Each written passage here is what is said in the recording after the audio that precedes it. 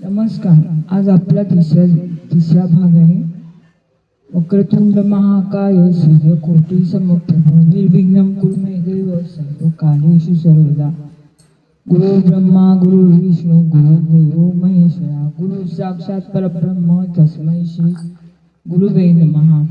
आपण मागच्या भागात पाहिले होते की वंदन का करावे, नमस्काराचे महत्त्व पाहिले होते. श्री परमेश्वराला उत्तम भावपूर्वक प्रणाम केला की तो अवश्य सफल होतो. विचार करा, देवाने मला जे काही दिले आहे त्या योग्य मी आहे का? जीवाची तेवढी योग्यता नाही, तरी पण देवाने त्याला अधिक देऊन ठेवले आहे. नमन केल्याने अहंकाराचे ओझे थोडे कमी होते. देवाचे काही ओझेच नाही, कारण त्याच्यात अभिमान नाही, म्हणून तो फार हलका आहे. गोडाणाच्या पत्नीच्या नाकातील नथीने श्रीकृष्ण तोडले गेले होते. भागवताचा आरंभही नमनानेच केला गेला आहे आणि समाप्तीही चंदनानेच केली गेली आहे. तसेच एकट्या श्रीकृष्णाची वंदना केली नाही, तर म्हटले आहे श्रीकृष्णाय राधा कृष्णाय वयं नुमः. श्रीचा अर्थ आहे राधा. राधेच्या सोबत विराजमान कृष्णाला मी वंदन करतो. देवाला वंदन केल्यावर भागवताचे वक्ता श्री शुभाचार्यांना वंदन करतात. वाचन आणि चिंतन यापेक्षा जीवनात आचरण अधिक श्रेष्ठ आहे. वेदांताचा अंत लागत नाही आणि पुराणांचा पार लागत नाही. माणसाचे आयुष्य फार थोडे आहे आणि शास्त्रांचा काही अंत नाही, पण त्या एकाला म्हणजे ईश्वराला जाणले तर सर्व काही जाणले जाते. कलियुगातील माणूस कमी वेळात भगवत प्राप्ती करून घेऊ शकतो. भागवतात जे सांगितले ते हे. सूत सांगतात, राजा परीक्षितीने 7 दिवसात सद्गती प्राप्त करून घेतली होती. ते मी डोळ्याने पाहिले आहे. परीक्षितीचा उद्धार झाला. आमच्या सर्वांचा उद्धार का होत नाही? आम्ही परीक्षितीसारखे श्रोता व्हायला पाहिजे आणि वक्ताही शुक्राचार्यासारखा मिळायला पाहिजे, म्हणजे उद्धार होऊ शकतो. आम्ही सर्व परीक्षितीच आहोत. हा जीव गर्भात आला आणि ज्याने माझे रक्षण केले तो 4 हाताचा पुरुष कुठे आहे असे म्हणून ईश्वराचा शोध घेणारा जीव परीक्षितीच होय. परीक्षिती म्हणजे श्री भगवंताच्या दर्शनासाठी आतुर झालेला जीव. परीक्षितीच्या आतुरतेचे एक कारण होते. तेही त्याला कळून चुकले होते की तो 7 दिवसात मरणार आहे. तक्षक नाग त्याला दंश करणार आहे आणि प्रत्येक जीवाला तक्षक नाग डसणार आहे.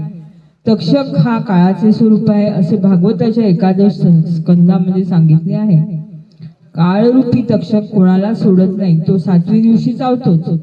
सप्ताहाचे दिवस 7 दिवस असतात. त्या 7 दिवसांपैकी कोणत्याही दिवशी हा काळ अवश्य चावेल. या 7 वारांपैकी एक वार आमच्यासाठी निश्चित झालेला असेल, म्हणून परीक्षितीप्रमाणे काळाला विसरू नका. कोणीही जीव असो त्याला काळाचे भय आहेच. मृत्यूचे भय माणसाला असते असे नाही, तर ब्रह्मदेवालाही काळाचे भय आहे. श्री भागवत माणसाला निर्भय बनविते. भागवतात लिहिले आहे की ध्रुव मृत्यूच्या डोक्यावर पाय देऊन स्वर्गात गेला होता. राजा परीक्षिती शेवटी म्हणाला की मला आता काळाचे भय राहिले नाही, मला काळाचे भय वाटत नाही. भागवत श्रवण करणारा जर परमेश्वरावर प्रेम करणारा असेल तर त्याला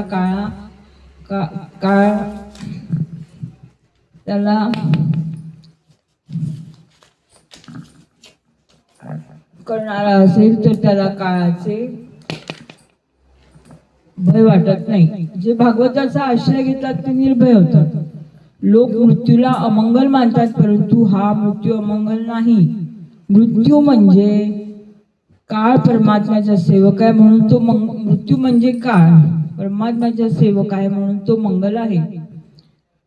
देवाला वाटत असतं माझा बालक आता योग्य झाला म्हणून तो काळाला आज्ञा देत असतो की त्या जीवाला पकडून आणा. ज्याच्या मनात पाप करण्याचा विचारही येत नाही त्याला मृत्यू मंगलच असतो, मंगलमय असतो.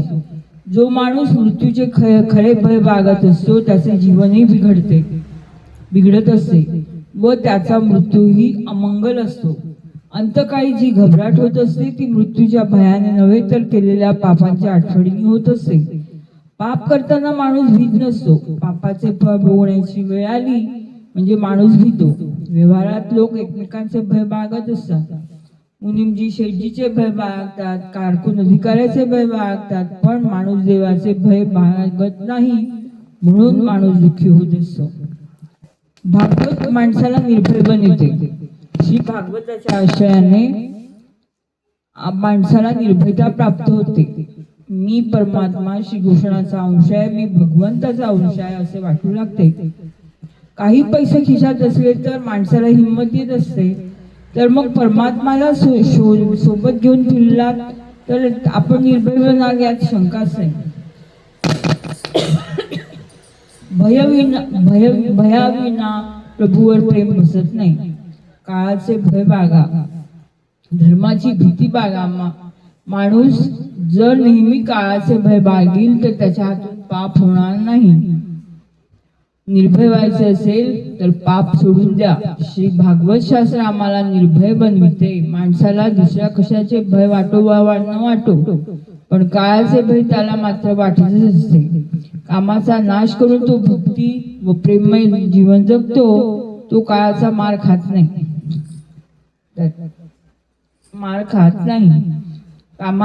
काळाच्या तडाख्यातून वाचायचे असेल तर परमेश्वरावर अतिशय प्रेम करा.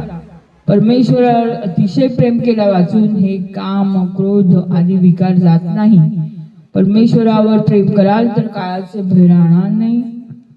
ध्रुव मृत्यूच्या शिरावर पाय देऊन स्वर्गात गेला होता. तक्षक काळाचे स्वरूप आहे. काळ तक्षक कोणालाही सोडत नाही. या काळाला कोणाची दया येत नाही. म्हणून या जन्मात या काळावर विजय मिळवा. ज्यावेळी जन्म होतो त्याच वेळी मृत्यू कारण निश्चित होत असतात. अशा तऱ्हेने आपण पाहिले की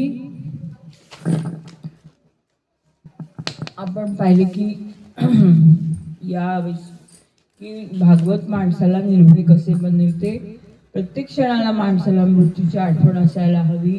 म्हणजेच काय तर भगवंताचे नामस्मरण नेहमी करत राहावे.